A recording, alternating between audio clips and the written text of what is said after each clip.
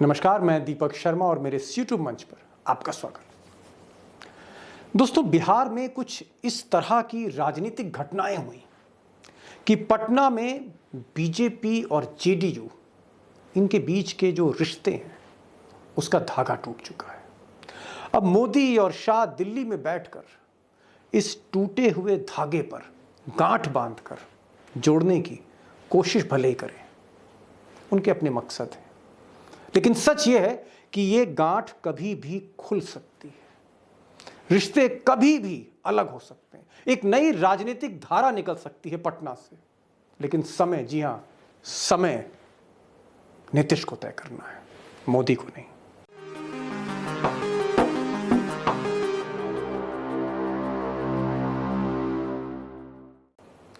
अब नीतीश कुमार का अगर मिजाज देखें, राजनीति करने के उनके तौर तरीके देखें, तो उनके करीबी लोग बताते हैं कि जब नीतीश बाबू किसी से खफा होते हैं, नाराज होते हैं, तो फिर दूरियां बनाने लगते हैं और इस हद तक कि मिलना बंद कर देते हैं। अब नीतीश कुमार इस मुल्क के वाहिद ऐसे मुख्यमंत्री हैं जो पिछले कुछ महीनों से, एक अरसे से दिल्ली दरबार ही नहीं पहुंचे। दिल्ली दरबार में उन्होंने हाजिरी लगाना ही छोड़ दिया। कई इनविटेशन आए, कई निमंत्रण आए, नीतीश नहीं गए।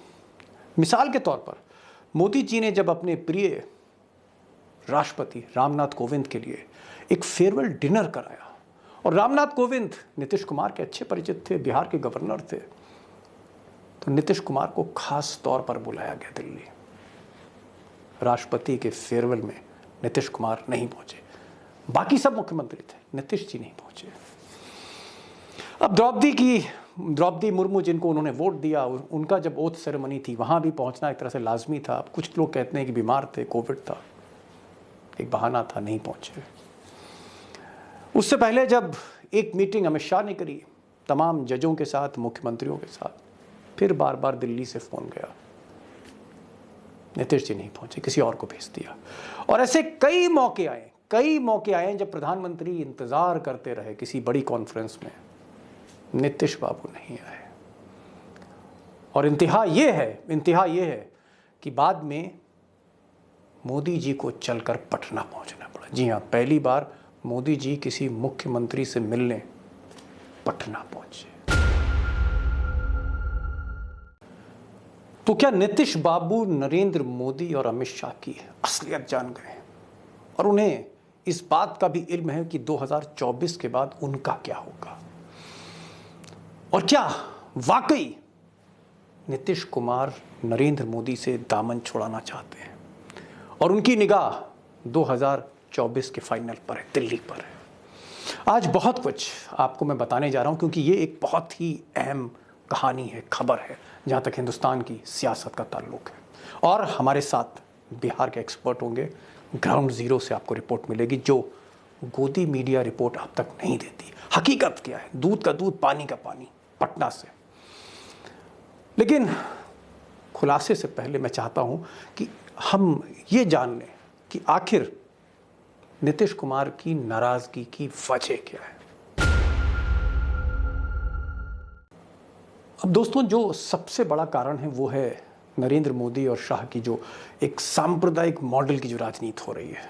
और जिस तरह से आपने देखा कि देश का कोई ऐसा राज्य नहीं बचा जहां दंगे ना हो, चाहे रमज़ान को लेकर, चाहे रामनवमी को लेकर, चाहे पैगंबर साहब को लेकर, वो छींटा कसी, वो तल्ख बातें, बेहूदी बातें, इन सब से कहीं ना कहीं तंग आ चुके हैं नीतीश कुमार और अपने सेक्युलर क्रेडेंशियल्स को बचाना चाहते हैं, जो दांव पे लगे हुए हैं। क्योंकि उनकी जो राजनीति है वो कॉम्प्रिहेंसिव पॉलिटिक्स है, और इसलिए उनको चिढ़ है एक तरह से। आडवाणी और अटल के साथ वो कंफर्टेबल थे, क्योंकि वहां पर कॉम्प्रिहेंसिव पॉलिटिक्स की एक जगह थी, स्पेस थी। मोदी और शाह के दौर में वो स्पेस खत्म हो गई। तो ये एक सबसे बड़ा कारण है। दूसरा कारण जनसंख्या नियंत्रण बिल है, और जाहिर तौर पर उनको लगता है कि इसके बहाने कहीं ना कहीं माइनॉरिटीज़ को परेशान किया जाएगा, जो सीए और एनआरसी में आपने देखा। तो ये एक फैक्टर है जिसका वो बहुत दिल से उसको नहीं चाहते। यूनिफॉर्म सिविल कोड, और यहाँ पर तो जैसे जो उनका मिजाज है, उनका जो तरीका है राजनीति का, जहाँ वो रोज़ा इफ्तार की पार्टी देते हैं, वो रोज़ा इफ्तार में दूसरों के घर जाते हैं, राबड़ी के घर जाते हैं, लालू परिवार के साथ मिलते हैं, वो मज़ार पे जाते हैं, चादर चढ़ाते हैं। ये जो उनका एक तरीका है, उस तरीके पर कहीं ना कहीं बीजेपी ने तंज कसा बिहार में। ये भी उनको पसंद नहीं है। और सबसे बड़ी बात कि प्रदेश में जो बीजेपी की जो लीडरशिप है, जो स्टेट लीडरशिप है, जिसमें स्पीकर हैं, डिप्टी सीएम हैं और तमाम लोग हैं, कहीं ना कहीं उन्होंने घेरने की कोशिश की है, कहीं ना कहीं उस नीतीश कुमार को अपमानित करने की कोशिश की है, जो बादशाह से ज़्यादा, जी हाँ, बादशाह मोदी से ज़्यादा तजुर्बा रखता है। अब जिन नेताओं की हैसियत नहीं थी वो फ़ोन उठा के सीधे नीतीश कुमार से बात कर लें, आज नीतीश कुमार को वही घेर रहे हैं। अब मिसाल के तौर पर अगर आप देखें तो स्पीकर विजय सिन्हा है, फ्लोर ऑफ द हाउस में, सदन में ही ये मुख्यमंत्री से स्पीकर ने एक तरह से तू मैं कर ली और दुनिया ने देखा उस विजुअल को। डिप्टी सीएम तारकिशोर प्रसाद, कभी भी इन्होंने नीतीश जी की फ़ोटो ट्वीट नहीं करी, कभी सोशल मीडिया पे शेयर नहीं करी, और हमेशा कहीं ना कहीं एक ख्वाब है, एक सपना सजोए हैं तारकिशोर मुख्यमंत्री देखने का। और उनके कुछ विधायक हैं, पेट एमएलएज हैं, जो हमेशा से मांग करते हैं कि तारकिशोर को नीतीश कुमार की जगह बैठना चाहिए। President BJP president Sanjay Jaiswal, और ये तो अखबार में लगातार बोलते रहते हैं। और कहीं ना कहीं मोदी और शाह को खुश करने के लिए ये नीतीश कुमार पर फप्ती कसने से बाज नहीं आते। और ये नित्यानंद, जी हाँ, नित्यानंद तो सीएम का ख्वाब ही देख रहे हैं। अमित शाह के चेले हैं, अमित शाह के शिष्य हैं, अमित शाह के डिप्टी हैं गृह मंत्रालय में, और लोग कहते हैं कि जो नेक्स्ट चीफ मिनिस्टर होगा बिहार का वो नित्यानंद होंगे, नित्यानंद राय। तो इस तरह से नीतीश को घेरने की कोशिश करी, और उन नेताओं ने कोशिश करी जिनका कद आधा भी नहीं माना जाएगा नीतीश कुमार के कद के बराबर। और सबसे बड़ा कारण, सबसे बड़ी वजह मोदी और अमित शाह की ये जो स्टाइल ऑफ पॉलिटिक्स है, स्टाइल ऑफ गवर्नेंस है, स्टाइल ऑफ फंक्शनिंग है, ये रास नहीं आती, क्योंकि उन्होंने काम अटल बिहारी वाजपेयी और अडवाणी जैसे लोगों के साथ किया है। और ये जो राजनीति है जिसमें कहीं ना कहीं विरोधाभास है, क्योंकि अमित शाह अभी हाल में जब पटना गए तो उन्होंने कहा नहीं, नीतीश कुमार तो 2025 में भी मुख्यमंत्री का चेहरा है, नीतीश कुमार को तो हम छोड़ ही नहीं सकते। तो एक तरफ उनके डिप्टी जो हैं वो तंज कस रहे हैं, फप्ती कस रहे हैं नीतीश कुमार पर, और उधर अमित शाह कह रहे हैं नहीं नहीं नहीं, नीतीश कुमार तो रहेंगे, हमारे साथ ही रहेंगे, वो हमारे सबसे बड़े नेता हैं बिहार में। ये जो एक कॉन्ट्रडिक्शन है उसको नीतीश बाबू समझ रहे हैं, और उनको ये जैसे आभास हो चला है कि 2024 में जब लोकसभा का इलेक्शन वो जिता देंगे, उसके बाद उनका हाल क्या होगा। और शायद यही वजह है कि भीतर ही भीतर एक मन बना लिया है नीतीश कुमार ने कि अब जेपी का असली चेला बनना है, समय आ गया है।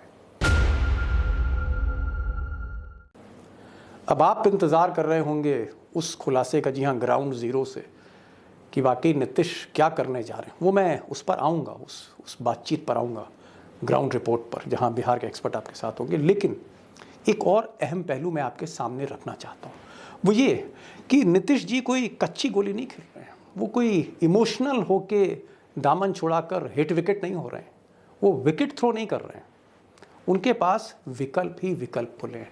और अगर आप सदन की पोजीशन देखें इस ग्राफिक में, अगर आप सदन देखें, सदन की स्ट्रेंथ देखें, तो जैसे ही वो बीजेपी को छोड़ते हैं, एनडीए को छोड़ते हैं और वो महागठबंधन में आते हैं, यानी आरजेडी के साथ आते हैं, तो उन्हें सिर्फ पाला बदलना है, उन्हें सिर्फ एक जगह से दूसरी जगह आना है, एक खेमे से दूसरे खेमे में आना है, और सरकार बन जाएगी उनकी। क्योंकि जो स्ट्रेंथ है आरजेडी की अगर आप देखें तो बीजेपी से भी ज़्यादा मजबूत विकेट पर महागठबंधन है, और फिर पीछे पीछे कांग्रेस भी है, बाकी पार्टियां भी हैं। तो एक तरह से कहीं भी ये जो विकल्प है नीतीश कुमार के, वो मजबूत विकल्प है। और दोस्तों, लालू भी यही चाहते हैं। लालू की जो नीति है नीतीश कुमार के पक्ष में है, क्योंकि वो भी स्थितियां समझ रहे हैं, और इसलिए लालू चाहते हैं कि जो समाजवादी धारा के, जो जेपी की धारा से निकले हैं, वो सब एक छतरी के नीचे आए, और तब मोदी और शाह की स्टाइल ऑफ पॉलिटिक्स से भिड़ा जाए, लड़ा जाए। और बिहार उसे साबित कर सकता है। बिहार के पास आज भी वो संख्या बल है, और वो हिंदी पट्टी का, जी हाँ, एक हिंदी पट्टी का अहम राज्य है। अगर बीजेपी बिहार में झटका खाई तो इसका असर झारखंड में भी होगा। और कहीं ना कहीं बाकी हिंदी पट्टी में भी होगा। इसलिए लालू चाहते हैं समाजवादी साथ आए, नीतीश कुमार आगे बढ़े और नीतीश कुमार केंद्र की राजनीति की तरफ बढ़ें और बेटा तेजस्वी वो प्रदेश संभाले। ये लालू का एक ख्याल है और ये ख्याल मुझे लगता है सियासत की, आज के दौर की जो सियासत है उसके हिसाब से परफेक्ट है।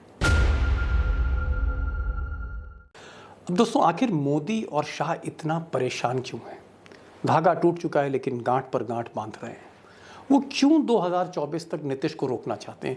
इसलिए क्योंकि शाह भी मानते हैं और मोदी भी मानते हैं। अपनी पार्टी के फोरम पे वो कह चुके हैं, पार्टी के फोरम पे अपनी इंटरनल मीटिंग्स में, कि बिहार की जो राजनीति है उसमें 3 धड़े हैं, बीजेपी है, जेडीयू है, आरजेडी है, और ये 2 जिधर रहेंगे वहीं जीत होगी। यानी बीजेपी के साथ जेडीयू है तो जीत हो जाएगी, जेडीयू आरजेडी के साथ है तो जीत हो जाएगी इस खेमे की। इसलिए लोकसभा चुनाव तक मोदी चाहते हैं कि किसी भी सूरत से नीतीश कुमार को जाने ना दिया जाए, उनको गुड ह्यूमर में रखा जाए, उनकी हर बात मानी जाए, चाहे उनको दिल्ली से पटना जाना पड़े मनाने के लिए, वो हर सूरत में हर काम करने को तैयार है। नीतीश का साथ नहीं छोड़ना चाहते 2024 तक। लेकिन उसके बाद नीतीश कुमार को भी मालूम है कि 2024 के बाद उनका हाल क्या होगा। और अब आप पटना की ग्राउंड रिपोर्ट जानना चाह रहे होंगे। अभिषेक कुमार हैं, लल्लन टॉप में रहे, इंडिया टुडे ग्रुप से जुड़े रहे, डेटा पे बड़ी महारत है और बिहार को बहुत अच्छी तरह से समझते हैं। चाहे वो जेडीयू का विधायक हो, मंत्री हो, चाहे वो बीजेपी का हो, चाहे आरजेडी का हो, सबके संपर्क में हैं और जान लेते हैं कि बिहार में क्या चल रहा है। अभिषेक जी, मैं पूछना चाह रहा हूँ, पाटलिपुत्र का मूड क्या है? नीतीश जी के कोटरी का मूड क्या है? प्रधानमंत्री 2024 या फिर यहीं पटना में ही रहना है उनको? मैं उसी मुद्दे पर आ रहा हूं कि नीतीश कुमार को के पास पटना में अचीव करने के लिए अब कुछ नहीं बचा है। नीतीश कुमार अब जो भी अचीव करेंगे वो दिल्ली में अचीव करेंगे और दिल्ली में उससे बड़ा ही अचीव करेंगे जो अचीव करना उन्होंने जो वे 25 साल पहले अचीव कर चुके थे। कैबिनेट मंत्री वो रह चुके हैं। अब उनको अचीव क्या करना है, उनको बनना क्या है, प्राइम मिनिस्टर या डिप्टी प्राइम मिनिस्टर। तो ये भाजपा के साथ रह के तो संभव नहीं है, ये आप भी जानते हैं कि भारतीय जनता पार्टी के साथ रह के वो प्रधानमंत्री बन जाए, ये संभव नहीं है। और जब वो साथ में रहेंगे भाजपा के, तो उनके वोट बैंक के बूते 40 में 35, 37 या 39 सीटें भाजपा हासिल करेगी। अगर वो नहीं रहेंगे तो भाजपा का ग्राफ 5 सीटों से नीचे आ सकता है, मैक्सिमम 5 पर जाएगा अगर लालू नीतीश एक साथ लड़ते हैं। और ये वो संभावना है जो लालू और नीतीश दोनों को एक विन विन सिचुएशन में लाके खड़ा करती है। यानी कि 2024 के बाद आप दिल्ली की तैयारी करें और हमारे बेटे के लिए पटना का रास्ता आप खाली कर दें। तो ये वो परिस्थितियां हैं जिसमें दोनों के बीच टकराहट का कोई बिंदु दिखाई नहीं देता। फिर हम ये देख रहे हैं कि नीतीश कुमार अपनी नाराजगी लगातार जता रहे हैं। प्रधानमंत्री ने कई ऐसे मौके आए, दिल्ली में उनको न्योता दिया, व्यक्तिगत रूप पर उन्हें फोन भी किया गया। उसके बाद हमने देखा कई मौकों पे, चाहे वो सीएम कॉन्फ्रेंस हो या जजों के साथ, हाईकोर्ट के जजों के साथ मुख्यमंत्रियों की बैठक हो विज्ञान भवन दिल्ली में, या फिर द्रौपदी मुर्मू की शपथ हो, या फिर रामनाथ कोविंद का फेयरवेल डिनर हो, या फिर एक मीटिंग जो है वो अमित शाह जी ने करी थी मुख्यमंत्रियों की, किसी भी मीटिंग में नीतीश कुमार नहीं दिखे और ये सिलसिला महीनों से चला आ रहा है। आप कह सकते हैं कि बीच में उनको कोविड हो गया था, लेकिन कोविड का फेज तो 4-5 दिन का है। मैं 3-4 महीने की बात कर रहा हूं कि वो अवॉइड कर रहे हैं मोदी से मिलना। और हकीकत ये है कि मोदी को आना पड़ा पिछले महीने और वो उनसे मिले विधानसभा का जब समारोह था। तो ये जो एक बिखराव है, क्या बिखराव आपको पटना में दिखता है, बीजेपी कैंप में और जेडीयू कैंप में? क्योंकि आप तो दोनों खेमों के टच में हैं। बिखराव पटना में क्या, प्रधानमंत्री के सामने दिख गया। विधानसभा अध्यक्ष ने विधानसभा के का सेंटेनरी ईयर था 1922 में पहली बार state legislative council British government ने बनाई थी, आपने पढ़ा होगा, जो ब्रिटिश इंडिया के स्टेट थे उनमें, उसका 100वां सालगिरह था। उसमें आप देखें कि प्रधानमंत्री के सामने विधानसभा अध्यक्ष विजय सिन्हा ने, जो बीजेपी कोटे से आते हैं, और एक बहुचर्चित बहस दोनों के बीच में, तीखी बहस हुई थी, वो फुटेज आपने भी देखी होगी। उसके बाद से संभवतः पहली बार किसी सार्वजनिक मंच पर दोनों मौजूद थे, नीतीश कुमार और विधानसभा अध्यक्ष। सबका जिक्र कमोबेश विधानसभा अध्यक्ष ने किया 100 सालों में के दरमियान किस प्रकार से बिहार में संसदीय और विधायी व्यवस्था आगे बढ़ी। नीतीश कुमार का जिक्र नहीं किया। मतलब दूसरी स्पीकर चीज, ने अपने मुख्यमंत्री का जिक्र नहीं किया प्रधानमंत्री जी के सामने। अब मैं आपसे एक असली सवाल पर आता हूं जो दर्शक जानना चाहते हैं और मुझे लगता है कि एकदम सपाट और स्पष्ट उत्तर आपके से आएगा। अ, मैं ये जानना चाह रहा था कि क्या 2024 नीतीश कुमार जो हैं वो मोदी जी के साथ लड़ेंगे और मोदी के हाथ मजबूत करेंगे, क्योंकि बिहार एक बहुत इंपॉर्टेंट स्टेट है, 40 सीटें हैं यहाँ से। लेकिन क्या ऐसा भी हो सकता है कि नीतीश कुमार अलग हो जाए और आने वाले 5-6 महीने में कहीं ना कहीं दो रास्ते हो जाएं, बीजेपी अलग हो जाए और जेडीयू आरजेडी के साथ चला जाए, ऐसा हो सकता है क्या? इसकी संभावना जो आप कह रहे हैं लोकसभा चुनाव के पहले 90% से ज्यादा है कि लोकसभा के पहले, क्योंकि नरेंद्र मोदी के साथ नीतीश कुमार इस बार चुनाव लड़ेंगे तो उनके लिए अभी नहीं तो कभी नहीं वाली स्थिति है दिल्ली में। वो कभी नहीं लड़ेंगे बीजेपी के साथ इस बार का लोकसभा चुनाव, इसकी संभावना नगण्य है। और एक घटनाक्रम मैं आपको हाल के दिनों का बताता हूं, ज्यादा बेहतर आप समझ जाएंगे। मुख्यमंत्री आवास को नीतीश कुमार ने 2-3 महीने पहले छोड़ दिया है, आपको पता होगा। जी। कहा गया कि वहां रेनोवेशन चल रहा है। रेनोवेशन के दौरान मैंने आज तक किसी को पीएम रेजिडेंस छोड़ते नहीं देखा, वो तो सीएम रेजिडेंस है। और शिफ्ट कहाँ हुए हैं वो ध्यान दीजिए, मुख्यमंत्री आवास से थोड़ी दूरी पे, मुख्यमंत्री आवास अणे मार्ग में है, थोड़ी दूरी पे सर्कुलर रोड है। जी। 4 बंगले एक लाइन में है, एक क्रम से है, एक रो में 7, 8, 9, 10। 10 नंबर राबड़ी देवी के पास है, उनको अलॉट है। 9 नंबर के बारे में कहा जाता है कि वो भी उनके दखल कब्जे में है वो बंगला। 7 नंबर में मुख्यमंत्री शिफ्ट हुए हैं और 8 नंबर भी मुख्यमंत्री कार्यालय के तौर पर मुख्यमंत्री के लिए ही इस्तेमाल हो रहा है। मतलब आपका कहना यानी है लालू 7, परिवार 8, के करीब आ गए? जी। अब अंदर खाने में कोई दरवाजा खुल गया हो तो इसकी जानकारी ना हमें है ना आपको है, ना उसे कोई पेगासस पकड़ सकता है टेलीफोन के माध्यम से, ना उसे कोई ड्रोन कैमरा पकड़ सकता है कौन कहाँ जा रहा है, आ रहा है। तो इसकी इसके बारे में किसी को सूचना नहीं है, लेकिन बगल में शिफ्ट हुए हैं तो इसके राजनीतिक निहितार्थ भी है। ये बताइए, चाचा और आरजेडी के भतीजा, लोग, चाचा जी और भतीजा में क्या अब रिश्ते बहुत अच्छे हैं? क्योंकि हमने तस्वीरें देखी थी रोजा इफ्तार की पार्टी में, जहां तेजस्वी जो है वो अंकल से अच्छे से मिले। तो आपको क्या लगता है कि तेजस्वी भी काफी डाइल्यूट हुए हैं और वो अंकल को, चाचा को पूरी तरह से सपोर्ट करेंगे और एक नई समीकरण हमें राजनीति के देखने को मिलेंगे वहां पर? देखिए, इसमें 2 चीजें आती है। एक, गठबंधन कैसे भरोसे के साथ चलता है। भरोसे के साथ गठबंधन तब चलता है जब एक दूसरे के वोट बैंक को कोई इंक्रोच करने की, उसमें घुसने की कोशिश नहीं करता है। भाजपा जदयू का गठबंधन तब तक सामंजस्यपूर्ण ढंग से 2013 तक चला जब तक दोनों को अपनी सीमाएं पता थी। अपर कास्ट और बनियों की राजनीति भाजपा करती थी, पिछड़ों, दलितों और पसमानदा की राजनीति जेडीयू करती थी। राजद के साथ जाने से, नीतीश कुमार और तेजस्वी यादव के एक होने से चचा भतीजे की सियासत को कोई खतरा नहीं है। दोनों एक दूसरे के वोट बैंक को कहीं इंक्रोच करते हुए नजर नहीं आते हैं। पिछली बार भी जो गठबंधन टूटा था उसकी वजह दूसरी थी, इसलिए कि लालू जी की आदत है, वो अपनी आदत से बाज नहीं आते। किसी डीएम को फोन कर देना, एसपी को हटा देना, डिपार्टमेंट के फिर सेक्रेटरी सीबीआई को की हटा। जांच वांच भी शुरू हो गई थी, ईडी वीडी जी, बीच में आ गई थी वहां ये पर। सब जी। मुद्दे थे। ये सब मुद्दे थे और इस बार लालू परिवार ये बात जान चुका है कि एक तरफ नित्यानंद राय का चेहरा बीजेपी आगे कर रही है और मेरा जेसी अंतिम त्यागी। सवाल, अभिषेक जी, मेरा अंतिम सवाल आपसे ये है कि आने वाले समय में आप क्या देखते हैं, आने वाले 6 महीनों में, कि क्या रास्ते अलग हो रहे हैं, हो जाएंगे? क्योंकि फिर उसके बाद बहुत कम समय बचेगा नीतीश को फैसला लेने के लिए, क्योंकि चुनाव के 4-5 महीने पहले आप फैसला नहीं ले सकते, आपको तमाम तैयारियां करनी होती हैं, और खासकर जब आप एक खेमा छोड़ के दूसरे खेमे में जा रहे हैं। तो आपको क्या लगता है कि आने वाले 5-6 महीने बिहार में किस तरह के होंगे, क्या लगता है आपको? देखिए, इसका जवाब उसी दिन मिल गया था जब जदयू के पास मौजूद 3 मंत्रालयों की फाइलें सुबह से शाम तक विश्वेश्वरैया भवन में, जहां तीनों बड़े मंत्रालय चलते हैं जदयू के पास है, उसकी फाइलें जल रही थी धू धू कर। और फायर ब्रिगेड उनको बुझा पाने के लिए काफी देर से आया। तब तक फाइलें जल चुकी थी, आपने देखी होगी वो फुटेज जो हुआ था पटना में। तो ये कहने के लिए कुछ बच नहीं जाता है। जहां तक संबंध टूटने की बात है, संबंध टूटने की बात लालू परिवार को लेकर के है, और लालू परिवार के केस मुकदमों पर मैं नहीं जा रहा हूं। लालू परिवार के बारे में कहा जाता है, खासकर लालू जी की वो फुटेज भी आपने देखी होगी जब वो मिर्जापुर में विंध्याचल में कुत्ता बगल में बिठा करके कोई अनुष्ठान करवा रहे थे रेल मंत्री रहने के दरमियान। वो अंधविश्वासी है थोड़े। अगर 11 अगस्त तक सावन है, 11 अगस्त तक अगर टूट नहीं होती है, नीतीश कुमार अलग नहीं होते हैं, तो फिर 1 महीना भादो का महीना जिसको कहते हैं भाद्र, उसमें कोई शुभ काम लालू परिवार नहीं करेगा। उसके बाद 15 दिन का पितृपक्ष होगा, उसमें भी नहीं करेगा। तो ये मामला फिर 45 दिनों के लिए लटकेगा। इतना मतलब दशहरा बाद आप कह रहे हैं? जी, दशहरा के बाद। दरमियान हो सकता है। दशहरा में कोई अशुभ जैसी कोई चीजें नहीं होती है। अब दोस्तों, अभिषेक कुमार की बात से एक चीज़ तो जाहिर हो रही है कि पटना से जो खबरें आ रही हैं, जो इनपुट्स आ रही हैं, उससे ऐसा लगता है कि नीतीश मन बना चुके हैं।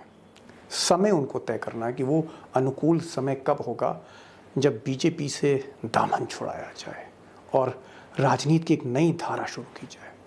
उधर मोदी और शाह वाकई नीतीश को छोड़ना नहीं चाहेंगे 2024 के फाइनल तक, क्योंकि बिहार पर आप कह सकते हैं नतीजों का एक बहुत बड़ा दारोमदार है। 40 सीटें बिहार पे हैं, उसकी छाया झारखंड में भी होगा, उसका असर जो है पूर्वांचल यानी पूर्वी उत्तर प्रदेश पे भी पड़ेगा और भी राज्यों में पड़ेगा, हिंदी बेल्ट में। और नीतीश एक बड़े नेता के तौर पर इमर्ज होंगे। एक चीज़ और, मेरी सीताराम येचुरी साहब से बात हुई और भी कई मुख्यमंत्रियों के जो करीबी लोग हैं उनसे बातचीत हुई। यहाँ तक कि नवीन कुमार भी चाहते हैं, यहाँ तक कि ममता भी चाहती, कांग्रेस भी चाहती कि नीतीश आगे आए और एक नया फेस सामने खड़ा हो मोदी के। हो सकता है ऐसा। और यकीन मानिए कि राजनीति देश की जैसे ही नीतीश आएंगे बहुत तेजी से बदलेगी।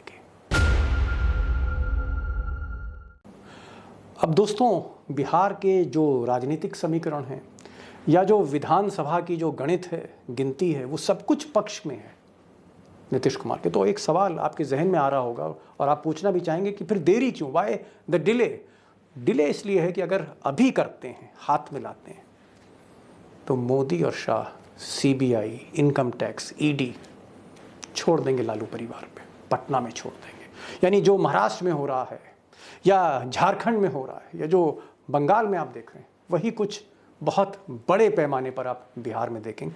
नीतीश ये नहीं चाहते हैं, समझदार हैं। वो चाहते हैं कि थोड़ा सा चुनाव का माहौल आए, बने, कुछ मकाम पे जब ये सियासत पहुंचेगी 2024 के फाइनल की तरफ, उस वक्त वो हाथ मिलाएंगे और सरप्राइज देंगे।